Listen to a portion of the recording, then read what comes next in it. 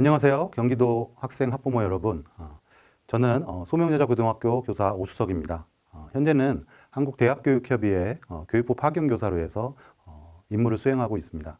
오늘 이 시간에는 제목에서 볼 수 있듯이 슬기로운 수시 지원, 그래서 경기도의 학생 학부모님들이 수시를 지원하는 데 있어서 좀 고려해야 될 사항, 그리고 또 수시 6장의 카드를 어떻게 구성하면 또 도움이 또 되는지에 대해서 같이 좀 분석도 해보고요. 이런 의미가 있구나. 내 아이의 등급에서는 이렇게 지원하면 좀 좋겠구나. 라는 정보를 얻는 시간이 되면 좋을 것 같습니다. 수시 모집의 특징과 준비로 해서 대주제를 잡았고요. 세부적으로 오늘의 목차는 올해 입시 환경, 학부모님들 또 학생들 여러분들도 그렇고 많이 고민되시죠. 올해 코로나로 인해서 대학에서의 어떤 평가나 또는 면접이나 또 논술이나 이런 운영들에 대해서 상당히 많은 어려움 또 고민들이 있으실 텐데요. 그 부분에 대해서도 얘기도 한번 짚어드리고요. 그 다음에 대입 전형의 주요 특징, 전형별로 지원을 할 때 꼭 고려해야 될 부분들, 이런 부분들을 한번 살펴보도록 하겠습니다. 그리고 이제 전년도 입시 결과, 중요하겠죠? 그 입시 결과를 어떻게 좀 해석해야 되는지에 대한 부분과요. 그리고 지원 경향, 우리 아이들의 지원, 또 경기도의 아이들이 어떻게 지원을 하는지, 거기에서 해답은 어떤 게 있을지, 이런 부분들에 대해서 같이 정보를 공유하면 좋을 것 같아요. 자, 우선 이제 올해 입시 환경입니다. 모집 요강은 언제 확정되나요? 라는 얘기 여기 보이시죠? 제가 이 보도자료 보시면 처음에 입학처장 협의회에서 입장문이 나왔고요. 그 다음에 이제 또 연세대에서 비교과 발동 반영 최소화, 그리고 이제 서울대에서 수능 최저 완화라는 부분으로 해서 또 발표가 있었습니다. 그런데요, 대입 전형 시행 계획이라는 게 고2 4월 말에 발표가 됐습니다. 올해 고3 아이들의 얘기입니다. 그런데 이 시행 계획이 발표가 되면 대학은 전형 방법에 대해서 변화를 줄 수가 없습니다. 그렇게 기본 사항에 명시가 돼 있어요. 그래서 대학들이 면접을 지금 대면 면접이 힘들다 해서 면접을 폐지를 한다거나 하는 제스처를 취하게 될 경우에 대기업에서 기본적으로 심의를 거치긴 하지만 인정사항으로 나타나지 않는 거죠. 그러니까 이렇게 되는 이유는 이 시행 계획에 이미 발표한 우리 학교에서 서류 100 또는 서류 60, 면접 40 이렇게 해서 면접에 대해서 전형 방법을 운영을 하겠다, 전형을 운영하겠다라고 했는데 그걸 변경할 수 없기 때문에 그런 부분이 생기는 겁니다. 다만 면접은 하되 그 면접을 대면 면접이 아닌 온라인, 그렇죠? 그러면 이거는 전형을 운영하는 방법이죠. 그 운영하는 방법에서는 변화를 줄 수가 있어요. 지금 최근에 일단 대학으로부터 이런 사안들을 다 또 수렴을 하고 있고요. 또 하나는 일단은 대면 면접이 진행되더라도 아이들이 집적돼서 이렇게 많이 모이는 그런 상황들을 좀 미연에 방지하고자 면접 일정을 조금은 늘려서 하는 그런 방안들도 고민하고 있습니다. 물론 나중에 대기업에서 다 심의사항이기 때문에 최종 결정이 나야 되지만 학부모님도 그럼 언제 다 공개가 되는 건가요? 라고 물으실 수는 있는데 아무래도 아이들이 일단 학기말 마치고 적어도 1학기 끝나는 시점이나 아니면 원서 시작 접수하기 전에는 아마 현장에 정리가 돼서 발표가 되는 절차가 있지 않을까 이렇게 싶습니다. 좀 고민되시고 하시더라도 일단 그 이전에 내 아이의 성적에 대해서 잘 분석하고 또 대학별 전형에 대해서 일단 학생부 중심 또는 논술이든 기타 여러 전형들에 대해서 유불리를 또 잘 파악하는 그런 전략이 지금 갖춰야 될 전략이라고 생각이 됩니다. 이런 내용들도 지금 대학별로 면면들이 있죠. 기사로 된 것들을 많이 접하셨을 텐데요. 그 기사는 특정 대학만 나오고 또 특정 상황들에 대해서만 언급이 되니까요. 거기에 너무 일일비하지 마시고요. 최종적으로 교육청에서 나오는 발표 자료나 또는 대기업에서 나오는 발표 자료를 참고하시는 게 올바른 방향이 아닐까 싶습니다. 자, 우리 학생들의 특수한 또 상황이죠. 석차 등급, 어떤 과목이에요? 진로 선택 과목의 석차 등급이 이렇게 병기가 됩니다. 그렇죠? 그래서 현장에서는 아이들의 성적이 예전 같지 않다라는 얘기들을 좀 하셔요. 그럼 예전 같지 않다라는 이유는 무엇일까요? 예전에 담임선생님들이 이제 학생들을 이렇게 받았을 때 학기 초에 예전에는 2등급 때 또 3등급 때 인원이 어느 정도 몇 명이 있었는데 올해는 그렇지 않아 이런 얘기들을 나누곤 하시는데 그 이유가 바로 요 진로 과목에서의 석차 등급이 병기가 돼서 그렇죠. 물론 아이들의 성적은 전체 이수 학생 수에서 1등급은 4%, 2등급은 7%, 그렇죠? 3등급은 12% 이렇게 해서 나타나게끔 돼 있는데 아이들의 성적 관리하기가 힘든 겁니다. 예전에는 인원수가 많을 때, 그렇죠? 진로 선택 과목으로 해서 쪼개지지 않고 학생들이 인원수가 많을 때는 아이들이 네 문제를 틀려도 2등급이 잘 나왔는데 지금은 4문제 틀리면 3등급이 나오는. 그러니까 예전에 100명, 200명 단위로 듣던 교과가 진로 선택으로 해서 과목이 쪼개지면서 그렇죠? 이수 학생 수가 줄어들니까 아이들이 작은 실수를 해서 등급이 낮게 나올 수 있는 상황이 벌어질 수가 있는 거예요. 예. 그럼 이거는 우리 학교의 상황인가? 라고 생각하실 거 아니고 이건 전국적인 상황인 겁니다. 그래서 그런 부분을 좀 감안하시고 내 아이의 성적이 안 좋다고 또 낙담하고 이러지 마시고 오히려 학교에서 전년도 아이들의 성적의 입결을 관심 있게 보셔야 돼요.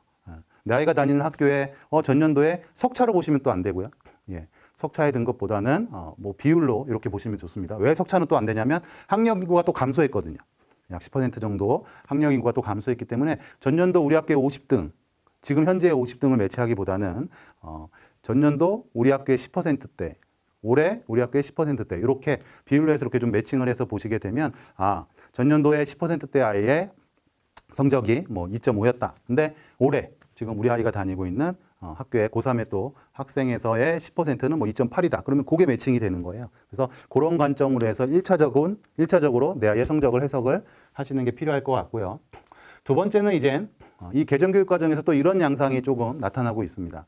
올해 아이들은 계열이 없습니다. 분명히. 개정교육 과정에서는 계열 구분이 없거든요. 그렇죠? 그런데 학생들이 그래도 계열의 성향을 가장 많이 보이고 있죠. 그건 왜 그러냐면 수능 때문에 그렇습니다.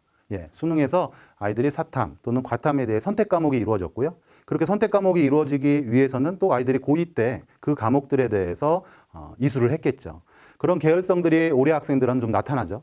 그래서 아이들의 이제 국영수사, 국영수가를 성적들을 이렇게 한번 산출해서 이렇게 봤는데 전체적으로 1등급 대 아이들의 누적 인원이 줄어들어요. 이건 학력 인구의 감소, 그리고 아까 말씀드렸던 성적 관리의 어려움 그런 부분이 있는데 그러면 2등급, 3등급 대 인원을 어떻게 되나 하고 비교를 해봤는데 인문계열 학생들의 2등급, 3등급 대 인원들이 조금은 더 많이 줄어드는 성향을 좀 이렇게 볼 수가 있어요. 자연계열에 비해서. 예.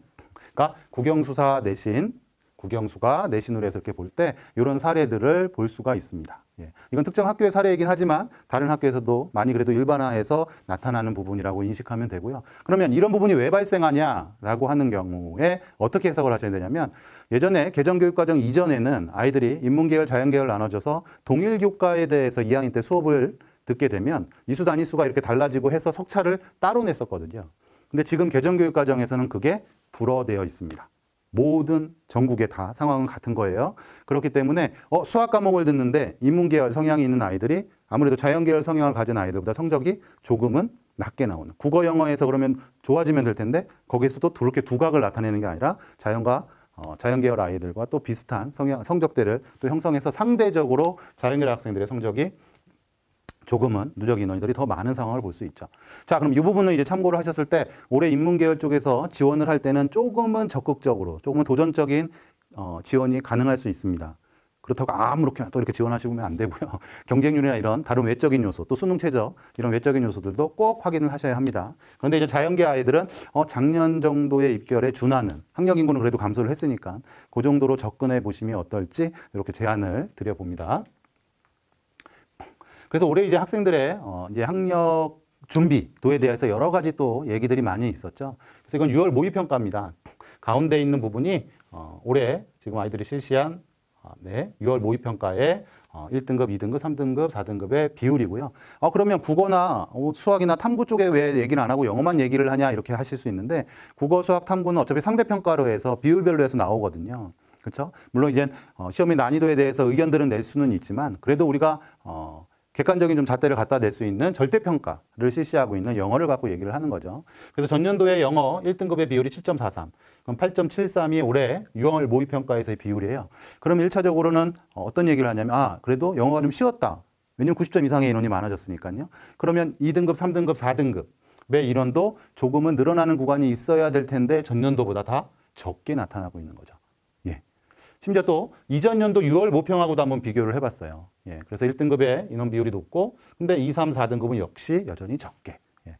그래서 이런 해석은 또 해볼 수가 있는 거죠. 올해 또 뭐 상위권, 극상위권 아이들은 그래도 이 코로나 상황에서 나름 뭐 자기주도 학습에 좀 충실하게 갖춰서 간 면이 있지만 2, 3, 4등급 대 아이들은 조금은 준비하는데 어려움이 있지 않았었나라는 생각들을 해볼 수 있습니다. 그런 부분을 인지하시고 낙담하라는 얘기가 아니고 어떻게 해요? 내가 더 준비하면 되겠다라는 생각. 그렇죠? 출발선상에서 한 발 뒤에 있구나. 다들 같이. 그런 상황에서 더 열심히 준비하면 좋을 것 같습니다. 자, 다음은 이제 공정성 강화 방안인데요. 전년도에 이제 13개 대학 학종 실태조사 이후에 교육부에서 공정성 강화 방안으로 해서 이렇게 발표를 했었죠. 그래서 이제 기재 금지 사항이 검증이 강화가 됐습니다. 그렇죠? 그래서 절대 적지 말라는 얘기들 적지 마셔야 되고요. 예. 또 무리하게 어디에 또 요구하는 그런 일은 절대 없으셔야 합니다. 또 하나는 자소서나 이런 데도 기재 금지 항목들은 철저하게 지키셔야 되고요. 예전과 다른 거는 대학에서 봤을 때 이거 왜 적었지 하고서 그냥 넘어갔었던 내용을 이젠 보게 되면은 신고하게끔 돼 있어요. 그렇죠? 그러면 또 어떤 정성평가 부분에서 불이익이 따를 수 있기 때문에 반드시 기재 금지 사항을 꼭 지켰으면 좋겠고요. 그다음에 아래에 이렇게 보시면 이제 고교 정보 블라인드가 확대가 됐죠. 그래서 면접만 보던 부분을 우리가 이제 서류까지도 같이 보는 부분으로 확대가 됐고요. 그래서 실제 고교 프로파일도 폐지가 됐기 때문에 대학에 제공되는 건 우리 학교의 교육과정 커리큘럼이고요. 그 외적인 부분은 제공이 안 됩니다. 우리 학교의 수상계획은 이래요. 우리 학교의 동아리는 이래요. 이런 얘기들을 대학에 줄 수 없기 때문에 오로지 학생부에 잘 이렇게 담을 수 있게끔 그렇죠?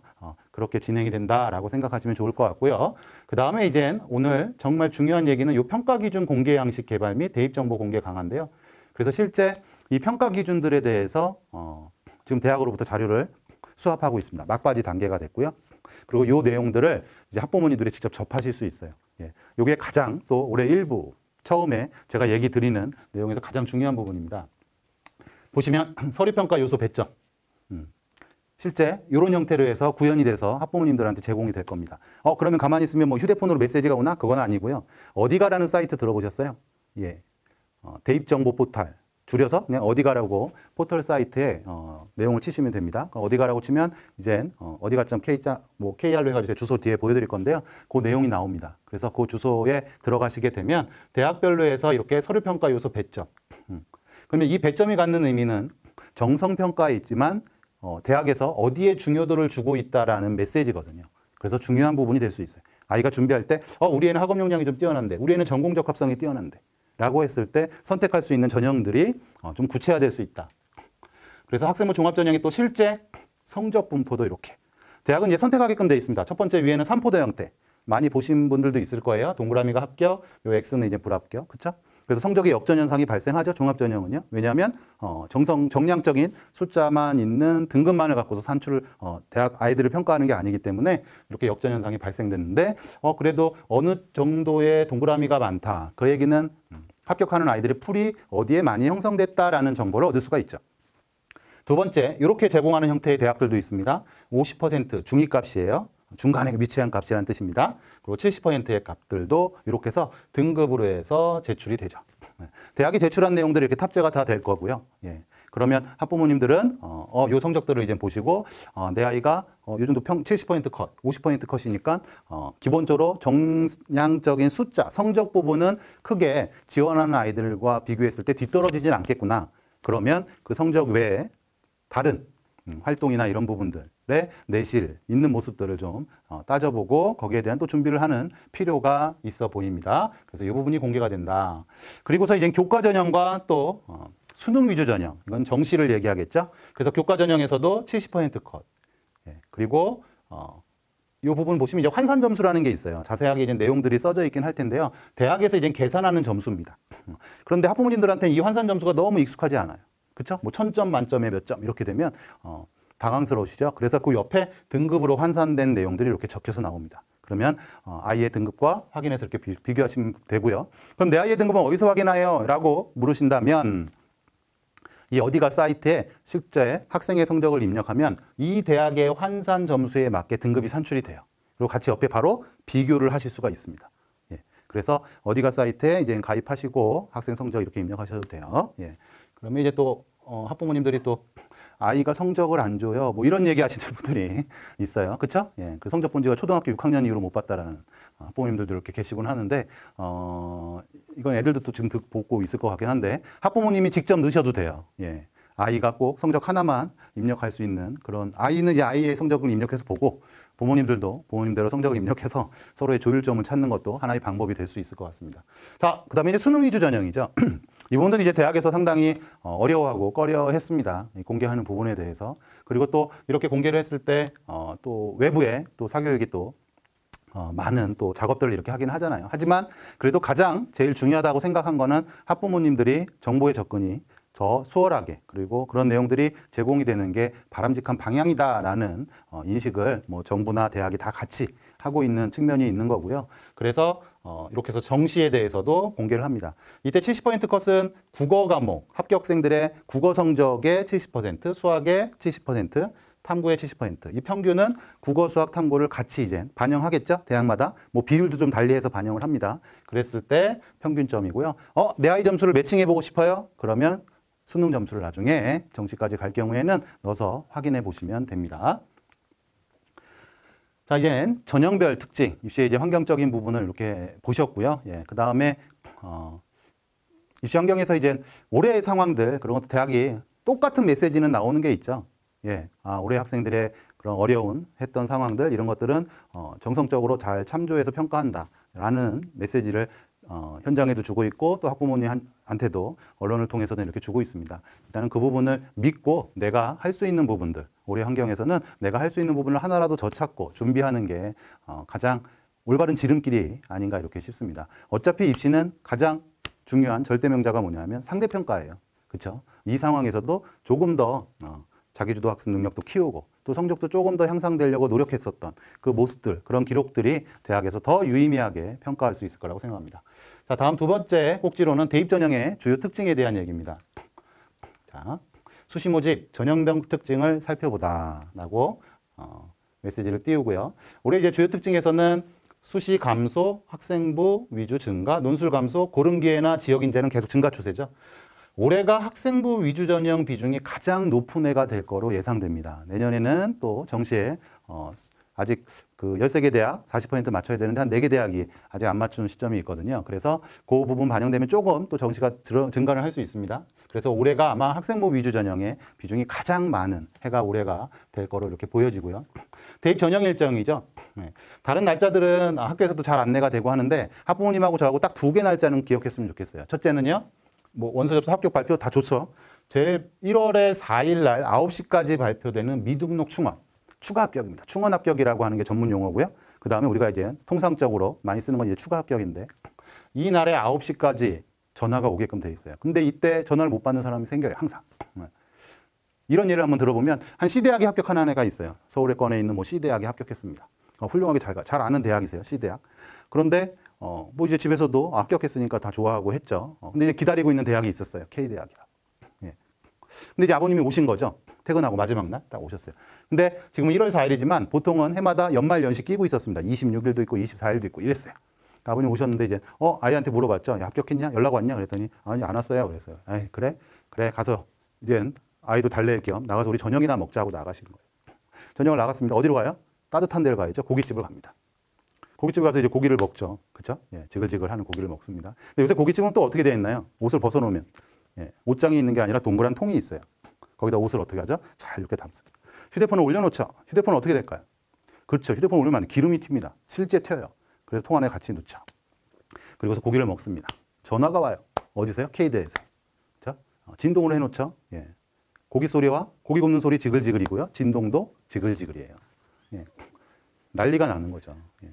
그래서 나중에 알았을 때 찍힌 전화번호는 육감은 오죠. 02 땡땡땡 하니까요. 다시 전화를 걸어서 하소연을 해도 소용이 없습니다. 왜냐하면 전화건 과정이 다 녹음이 돼요. 예.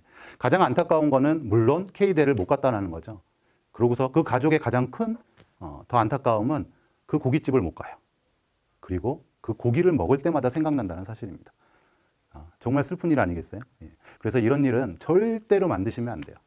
그래서 이날은 어떻게 마지막 날 이날은 절대 외식 같은 거 가지 마시고요. 집에서 저녁 드시는 거예요. 그리고 휴대폰도 항상 이거 끝날 때까지 거실에다 다 같이 똑같이 내려놓습니다. 예.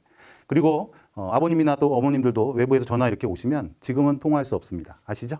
메시지 보내고 9시 이후에 전화 받는 그런 상황 필요하고요. 자, 또 하나. 아이들이 이때 합격 전화를 받아서 기쁜 마음에 예비 등록된 예비 등록하죠. 예. 등록해서 이제 확인서 받고 하는데 최종적으로 등록금 납부일이 있는데 그때가 언제냐고 다 학부모님들을 물어보면 10중 9명은 정시 끝나고 2월 말에 하는 줄 아세요. 절대 그렇지 않습니다. 최종 등록은 1월 중순에 있어요. 올해는 이제 조금 수년됐으니까 1월 말 정도로 오겠네요. 그건 이제 나중에 대학에서 합격 통지서 받으면 최종 입금일이 있습니다. 등록금. 근데 그날을 못 챙겨요. 이것도 또 숱하게 많은 아이들이 놓치는 부분입니다. 왜냐하면 합격을 일단 했으니까 난 대학생이다라고 생각하고 잊어먹는 거죠. 예. 그래서 이거 날짜 꼭 잘 기억하셔야 돼요. 그래서 휴대폰 저장도는 물론이고요. 그 종이는 냉장고에 붙여놓으시면 돼요. 괜히 또 뭐 쿠폰, 치킨 이거 하지 마시고요. 제일 중요한 거는 바로 예, 최종 등록, 예, 등록금 납부일. 그래서 입학처에서 항상 하는 얘기예요. 이 최종 등록 납부일에 학부모님들한테 전화를 하는데 또 다 안 된대요. 그리고 정말 그때 마지막 날 부모님들이 이렇게 전화를 받으시면 당황스러워요. 예. 내가 이제 돈을 어떻게 못 넣으면은 우리 애가 떨어진다라는 사실을 인지하시기 때문에 기존에 뭐 한 손으로도 인증서의 번호를 눌렀었는데 그때는 유독 손이 떨리시죠. 예. 제가 실사례로 있었기 때문에 얘기를 드리는 거예요. 저희 가족사에서도. 그래서 꼭 말씀을 드리는데 이 날도 꼭 잘 챙기셔야 됩니다. 2개 날짜. 나머지는 이제 아이들도 잘 안내를 많이 받거든요. 그래서 이 2 날짜는 꼭 챙기시면 좋을 것 같습니다. 자, 다음 이제 교과 전형의 특징과 지원 전략입니다. 전체적으로 한번 딱 스탑 해놓고 한번 보시면 되는데 수능 체제가 완화가 되고 있어요. 그렇죠? 그리고 우리 이제 경기권의 뭐 가천대 같은 경우는 가천대 바람개비 투 전형이 교과에서 이렇게 종합으로 바뀌게 됐습니다. 이건 확대보다 이렇게 할게요. 그리고 카톨릭대는 전년도에는 한 학기를 성적을 제외시켰었어요. 그래서 성적이 조금 올라간 상황이 실제 보였는데 올해 같은 경우에는 모든 학기가 이제 반영이 됩니다. 그래? 그러면 조금 달라질 수 있겠구나. 성적대가. 근데 물론 이 경쟁률의 변수가 있기 때문에 제가 딱 단언코 얘기를 못 드리는 겁니다. 그러면 그때 원서를 생각을 하고 계시다가 추이나 이런 걸 확인하시면 되고요. 인천대 같은 경우에도 INU 교과 전형과 교과 성적 우수자가 통합을 했어요. 근데 통합을 하게 되면 인원이 상당히 많아졌고 하기 때문에 또 인천 지역에 또 있어서 경기에서 또 이제 서북 쪽이나 이쪽 라인에서는 많이 지원이 또 이루어지는 대학이거든요. 그러면 성적이 좀 떨어질 수도 있겠다라는 생각을 할 수 있는데 인천대가 최저를 좀 완화했어요. 그럼 이거는 또 변수가 될 수는 있습니다. 근데 추이를 한번 잘 이렇게 살펴보시면 좋을 것 같고요. 네. 그 다음에 이제 교과 전형의 유형이에요. 자, 요 테이블을 이제 잘 간직하고 계시면 돼요. 사진 찍어 놓으시고 언제든지 이렇게 한번 보시고 하면 됩니다. 이게 서울에 있는 대학, 그리고 경기에 있는 대학, 경기권에 있는 대학, 그리고 경기권에 또 수원 이남 쪽에서 충청권에 가까운 대학들을 다 담아 놓은 거예요. 요 테이블이요. 그래서 한 70여 개 대학이 됩니다. 그래서 수능 체제를 적용하는 대학들의 면면이고요. 그리고 왼쪽에 보시면 교과백이라는 얘기는 옳지 성적만, 그렇죠? 두 번째 교과 비교과는 출결 봉사라고 돼 있나요? 출결하고 봉사 점수가 들어가는구나. 근데 대다수의 아이들이 무단을 많이 하지 않는 이상은 또 만점을 다 받게 됩니다. 밑에 이제 면접을 같이 보는 대학, 그 다음에 서류 면접까지 같이 하는 고려대 학교 추천 전형도 있고요. 그렇죠? 그래서 이런 전형들을 딱 이렇게 반영하는 방법 알았다. 그러면 나중에 성적 산출은 또 해보시면 되죠. 어디가에서 해보셔도 되고요. 아니면 우리가 학교 선생님들이 프로그램을 다 운영을 하고 계십니다. 그래서 아이한테 유리한 조합을 갖는 그런 대학들의 성적들을 또 산출해서 볼 수 있으니까요. 2개를 같이 집에서는 어디가 좀 활용해서 직접 보시고 또 아이가 학교 갔을 때 부모님도 상담하실 때는 학교에서 그런 정보들을 얻으시면 될 것 같습니다. 다음은 미적용입니다. 수능 체제를 반영하지 않는다는 뜻이죠. 그래서 한국에다가 반영을 전년도에 안 했는데 올해는 반영을 해요. 그러면 전년도의 입결을 그대로 보시면 안 되겠죠? 그렇죠? 그다음에 이제 수원대도 체제를 반영하지 않다가 올해는 반영을 해요. 근데 수원대에 체제가 있다라는 얘기는 올해는 성적대가 조금 낮게 잡힐 수가 있어요. 그 얘기는 또 뒤에 성신여대 히스토리에서 제가 얘기를 드릴게요. 그다음에 이제 가천대, 바람개비, 인천대 아까 바뀐 거 말씀드렸죠? 얘는 종합 전형으로 갔지. 인천대는 교과가 통합이 됐는데 최저가 완화됐지. 이렇게 기억하시면 되고 또 전형 방법은 앞에서 말씀드린 것과 같습니다. 내 아이가 면접에 강하다? 그럼 면접을 좀 활용할 수 있는 대학? 그런 것도 활용할 수도 있고요.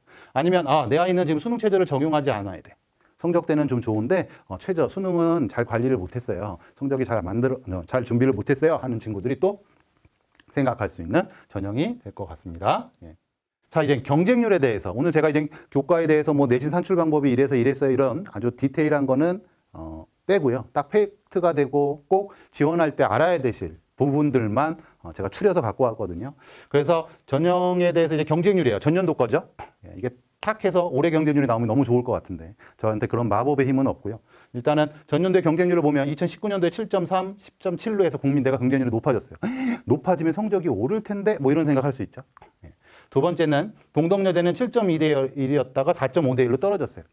경쟁률이 4.5대 1로 떨어졌다는 얘기는 대학이 가장 염려하는 숫자예요. 5대 1의 경쟁률 밑으로 잡히는 거.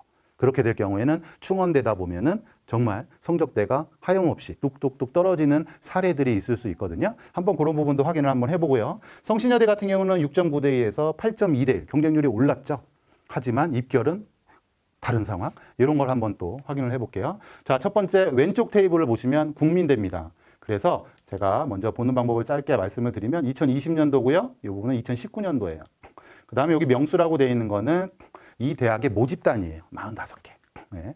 그래서 제가 대학에서 공개해서 발표한 그 모집단위의 학과입니다. 모집단위라고 좀 헷갈리시면 학과 생각하시면 돼요. 그 학과의 최고 성적의 학과, 제일 낮은 학과의 분포를 본 거예요. 그러면 대학은 뭘 발표했냐면 그 각 학과별로 그 대학의 입시 커트라인을 공개를 했거든요. 메뉴에 보시면 평균값으로 해서 이렇게 공개된 내용을 보시면 됩니다. 평균값으로 각 학과별로 성적이 공개된 걸 제가 줄을 쫙 세운 거죠. 그랬을 때 이 표에서 보시면 이게 25%선, 상위에서 볼 때 아래는 하위에서 25%선이에요. 그러면 오른쪽은 2019년도 거, 이거는 왼쪽은 2020년도 거죠. 두 개를 비교를 이렇게 해보게 되면 큰 차이가 없어요. 그런데 보통은 성적이 떨어져야 돼요. 왜 떨어져야 되냐면 그렇죠. 학력 인구 감소 때문에 성적이 조금씩 떨어져야 되거든요. 근데 그런 경향성을 나타나지 않았네요. 아까 전에 국민대는 경쟁률이 올랐었죠. 그렇죠. 그래서 실제 여기 아래 점수 이렇게 보시게 되면 크게 차이 없이 성적대가 이렇게 형성된 것들을 이렇게 볼 수가 있습니다. 한번 이건 스탑해서 또 한번 보시면 될 것 같아요. 자, 다음 우측은 이제 동덕여대입니다. 동덕여대 아까 걱정했었잖아요. 경쟁률 5대1 미만인데 어떡하지? 걱정했었는데 실제 걱정이 현실화됐죠. 예. 그래서 오른쪽 박스와 왼쪽 박스, 이 사각형 박스를 보시면 돼요. 물론 최고 모집 단위의 성적, 관심 있는 학과일 수는 있지만 대략적으로 그 대학의 어떤 경향성, 어느 정도 성적대를 형성하고 있는지는 상위 25%, 하위 25%, 그 박스. 박스를 놓고 보면 박스가 좀 떨어졌다라는 거 느껴지시죠? 실제 하위 25%선 보면 2.69에서 2.99 떨어졌고요. 뭐 평균도 2.58에서 2.83으로 이렇게 떨어졌습니다. 네.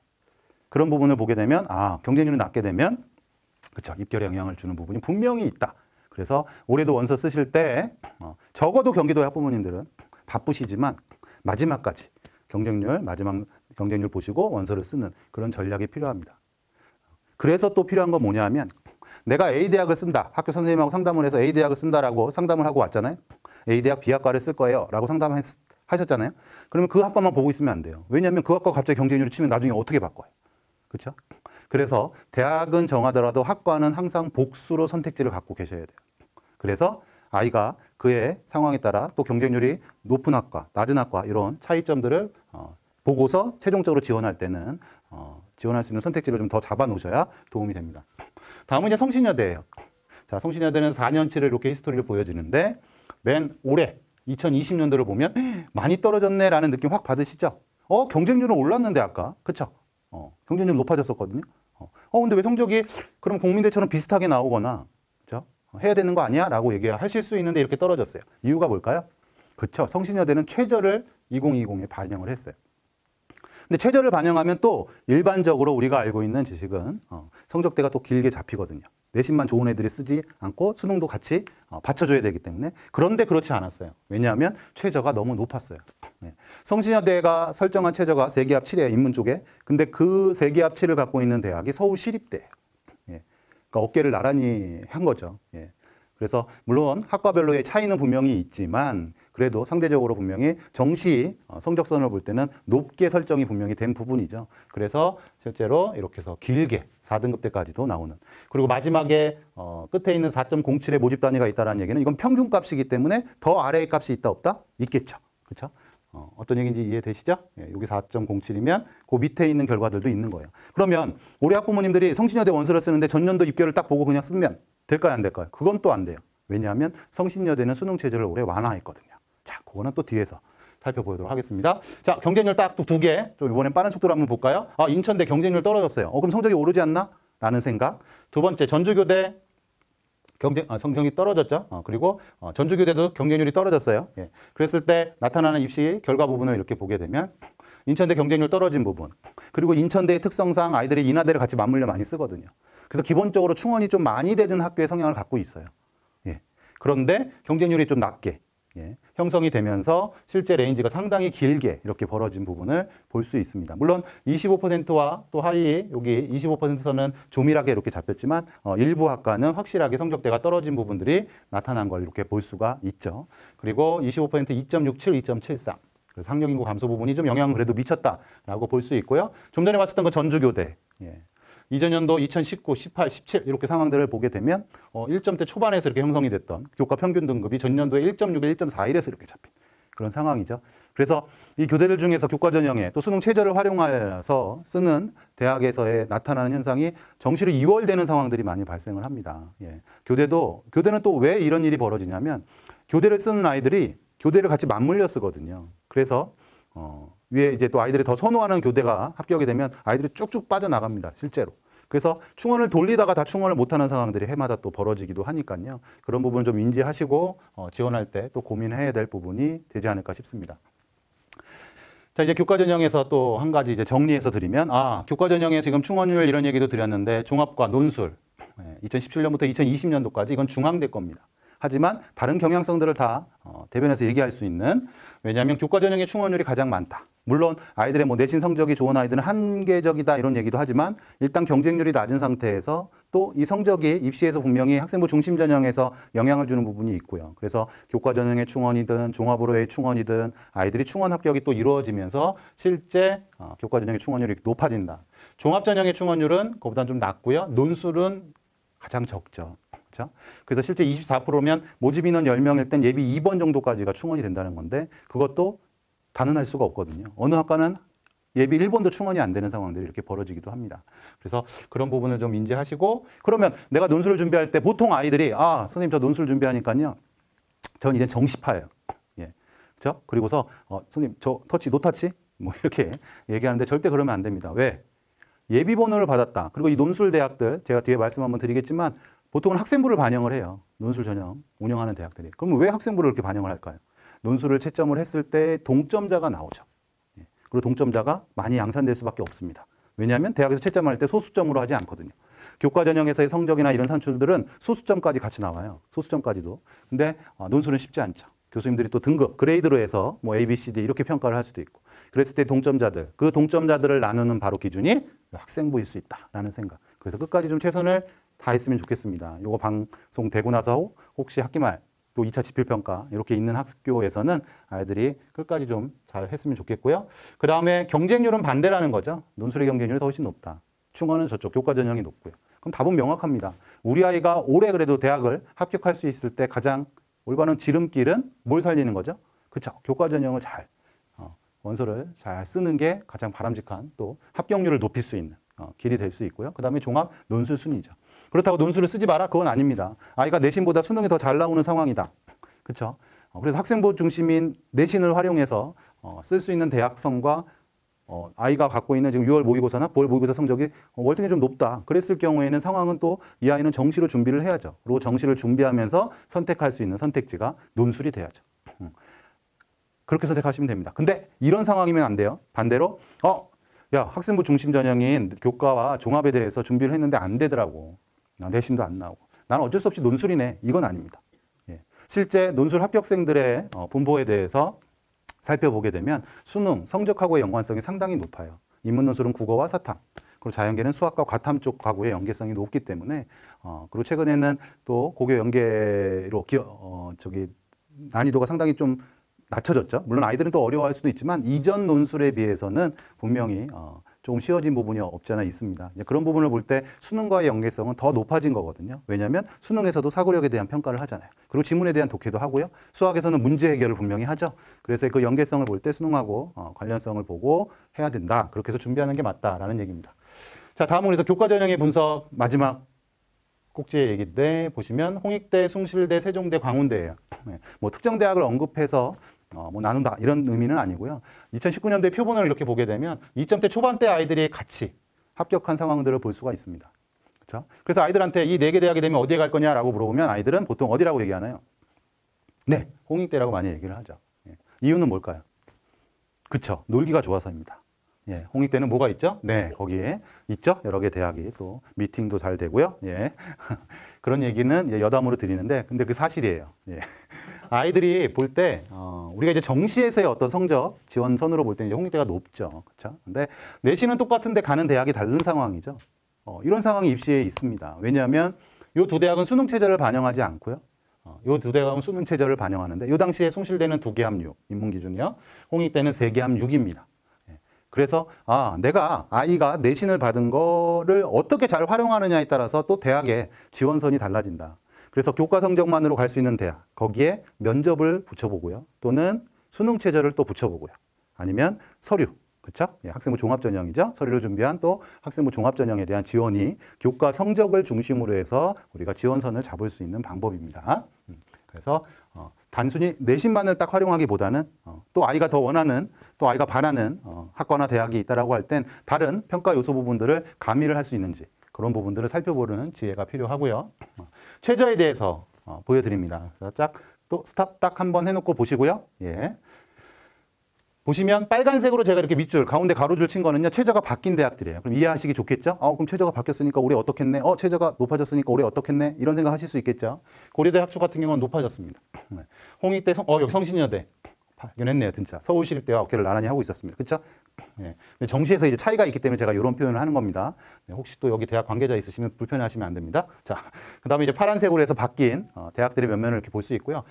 고려대 같은 경우는 이제 학추가 학교 추천원이 이제 학추로 바뀌게 되면서 실제 최저 그리고 모집 인원은 상당히 늘렸죠. 그러면서 이제 바뀌게 된 거고요. 국민대 같은 경우에는 최저가 올라갔다라고 생각하는데 그 이면을 보면 좀 다를 수 있습니다. 실제 두개합 6이 그렇죠. 예전에는 영어를 포함하지 않았을 때고요. 두개합 5로 갔을 때는 영어를 포함합니다. 그래서 절대평가인 영어를 포함한다는 얘기는 또 수능이 완화된, 최저가 완화된 부분이 분명히 있기 때문에 단순하게 숫자만으로 해서 올랐다라고 판단하기 좀 어렵고요. 그래서 내 아이의 수능 성적 등급 한번 보시고 어느 대학에 지원할 수 있는지 한번 확인하시고 그리고 그 대학의 입결 어떤지 어디요? 예, 어디가에 들어가서 한번 확인하시면 될 것 같고요. 예. 자, 자연계열입니다. 자연계열에서도 최저의 부분들 이렇게 보이시고 자연계는 이런 부분의 표현이 있어요. 나영일 때, 가영일 때, 그렇죠? 덕성여대를 표본으로 한번 이렇게 얘기 드리면 덕성여대가 나영, 수학 나영을 봤을 때는 두개합 7인데 가영을 봤을 때는 두개합 8입니다. 이렇게 나오는 거죠. 그리고 요 옆에 가로 1 뭔지 아신가요? 뭘 것 같으세요? 1 느낌 아시는 분들은 또 이미 그쵸 탐구를 하나만 반영한다는 거죠. 그러면 탐구 하나는 또 잘 보면 되겠네. 그러면 두개합 7이다라고 얘기를 하면 그쵸? 국어나 수학에서 또 하나 3 받고 두개합 7이면 탐구에서 4 받아도 되는. 그래서 최저가 절대 높지 않습니다. 예. 그래서 학부모님들이 또 잘못된 이렇게 편견으로 이렇게 갖고 계신 게 야 교과 전형으로 가면 손해 본다 이런 얘기 하시는데 교과 전형에 설정된 이 수능 최저를 맞춰서 거기에 최대한 맞춰서 가게 되면 절대 손해 볼 일이 없어요. 왜냐하면 정시로는 그 최저만을 활용해서 절대 갈 수 없는 대학입니다. 예. 그렇기 때문에 수능 최저를 잘 또 적용해서 그리고 원서는 6장의 카드를 쓰거든요. 우리가 6논술은 들어보셨죠? 그리고 최근에 했던 게 이제 6종이죠. 예, 6종도 이제 많이 얘기가 나오긴 하는데 교과를 썼을 때 6교과를 안 씁니다, 절대. 그리고 보통 한 2장 정도의 카드. 그리고 나머지는 종합으로 4장의 카드를 쓰고. 아이가 교과 2장에 대해서 자신이 합격할 수 있는 베이스를 구축하고 그 위로 나머지 종합 전형을 쓰게 됐을 때 그 카드들은 보통 우리가 논술에서 대박이다 이런 얘기들 하잖아요. 그거에 준하는 충분히 훌륭한 아이들의 합격들의 또 히스토리가 나올 수가 있어요. 그래서 이 교과를 통해서 지원 전략을 짜는 게 매우 중요하다라고 말씀을 드립니다. 자, 종합전형의 특징과 지원 전략입니다. 자, 종합전형에서는 올해 기재 항목 글자 수가 감소. 이건 전년도부터 적용이 됐고요. 그래서 생기부의 내용이 적어져요. 어떡하죠? 라고 걱정이 되시는데 대학에서는 일단은 내용이 잘 정제가 돼서 들어온다.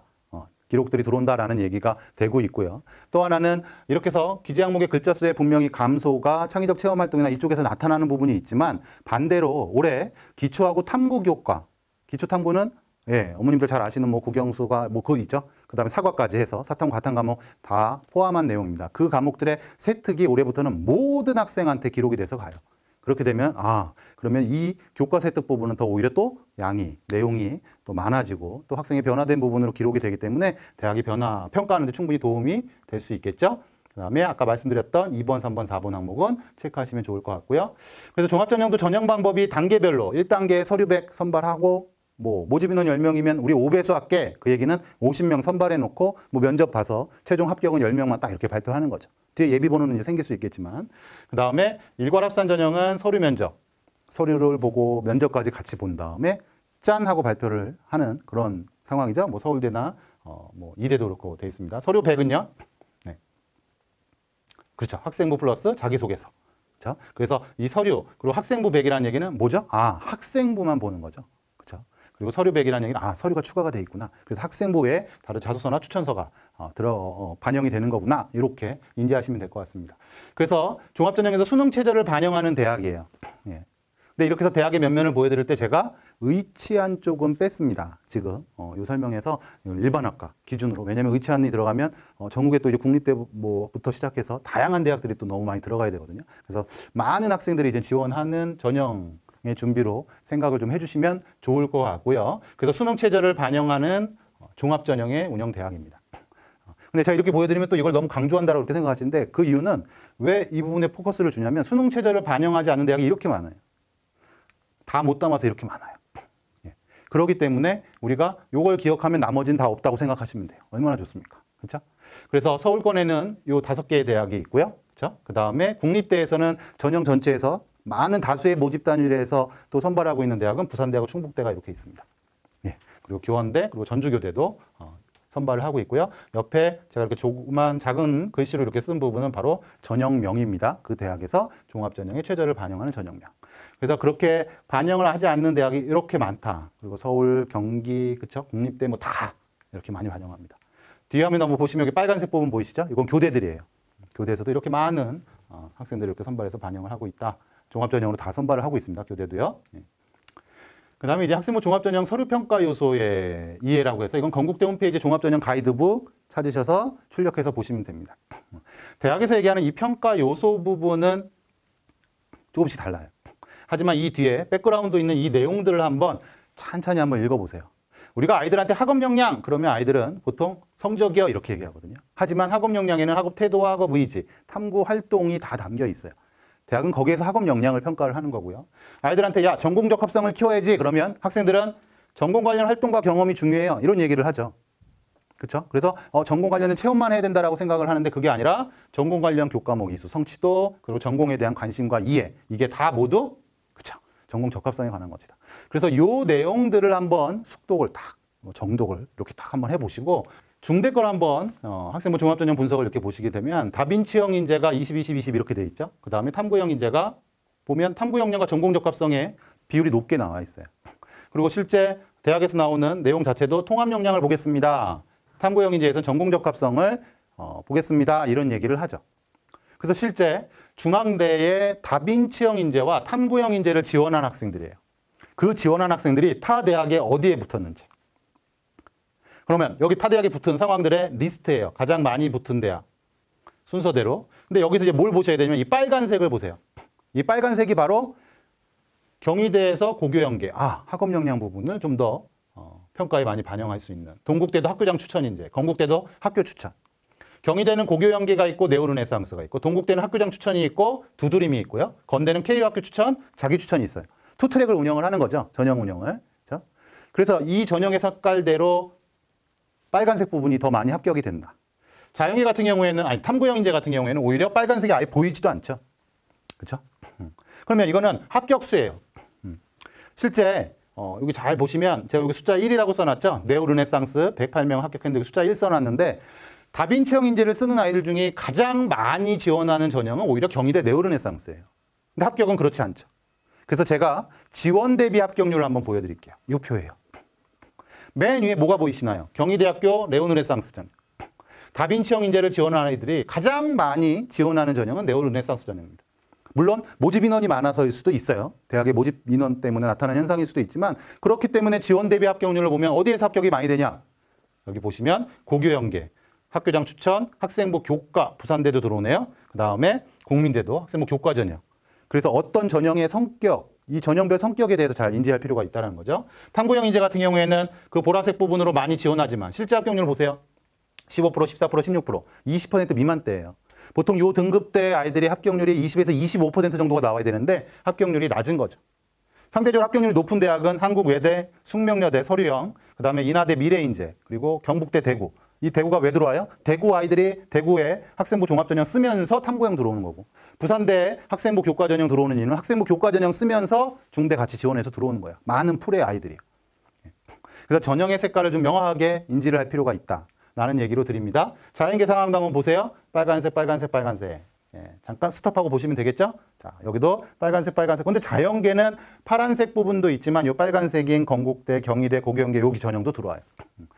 이건 자연계에서의 교과에 대해서 준비한 부분의 영향이 조금은 더 있는 모습을 볼 수 있습니다. 학업 역량하고의 밀접한 관련이 있어요. 종합전형이면서도요. 예. 그래서 실제 지원 대비 합격률을 보면 50%가 넘는 상당히 높은 합격률입니다. 실제로요. 예. 그래서 제가 아이들이 이제 지원을 할 때 한번 고민해야 될 부분이죠. 탐구형 인재 같은 경우에도 보시게 되면 합격률 지원은 어디가 많이 하는데 건대든 경희대 여기를 많이 지원하지만 실제 합격은 인하대 미래나 동국대 여기 합격률이 높게 나온다.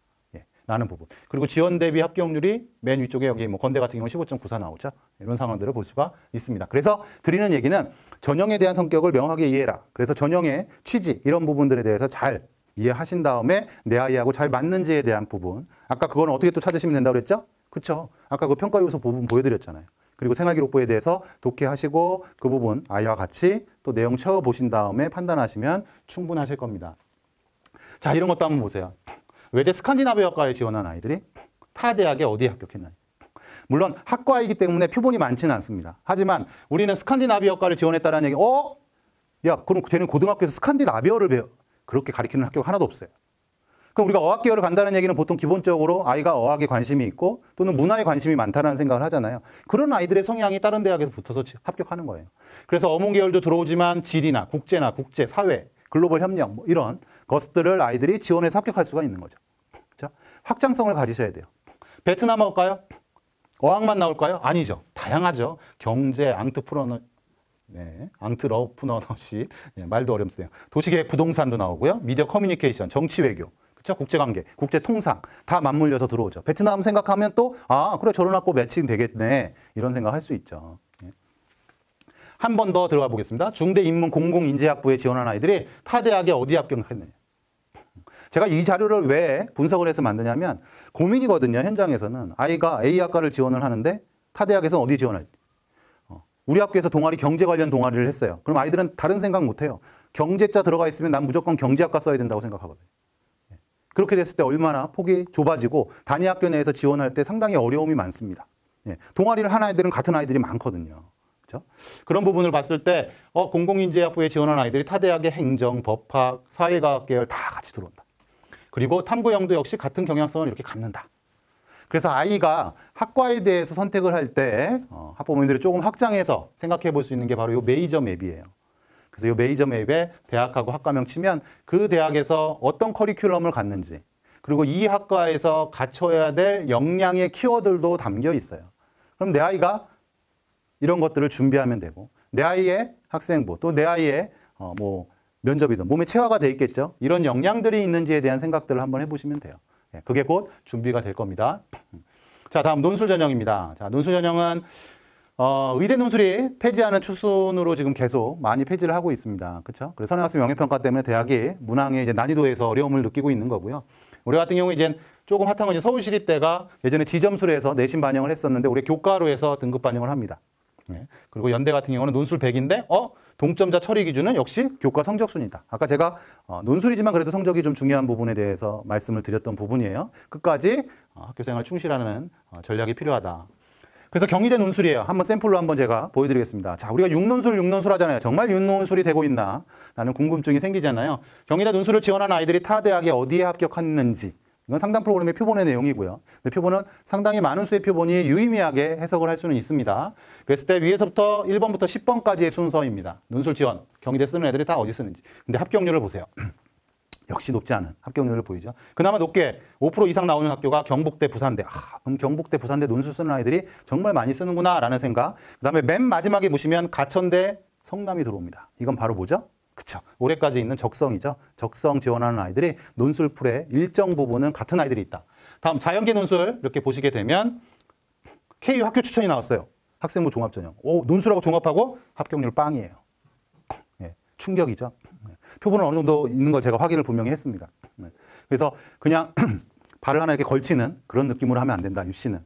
자신의 전형에 대해서 딱 준비를 한다라고 생각했을 때는 정말 매진을 하고 올인하는 느낌으로 열심히 임해야 된다라는 반증이 되고요. 부산대 같은 경우는 학생부 교과 전형 지원하는 아이들이 논술을 또 경희대를 이렇게 많이 씁니다.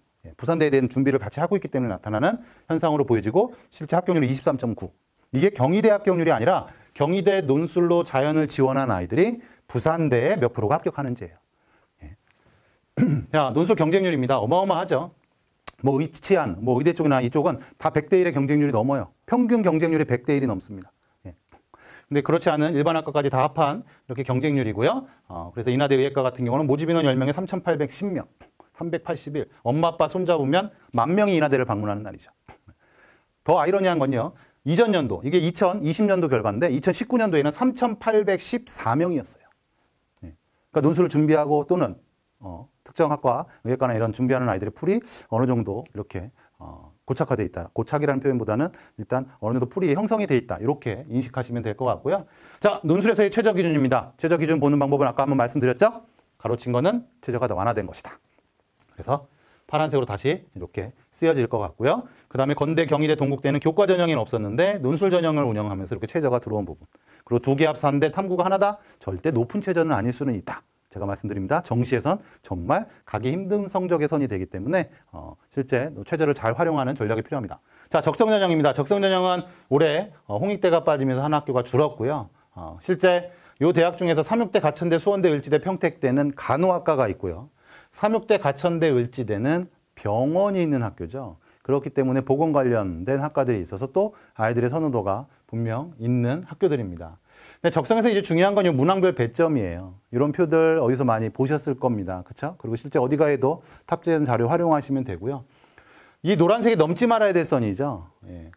왜냐하면 뭐 가천대를 갖고서만 말씀을 드리겠습니다. 가천대 지금 올해 6등급까지 3점으로 바꿨어요. 전년도에는 9점인가로 해서 더 높았거든요. 근데 바꿨어요.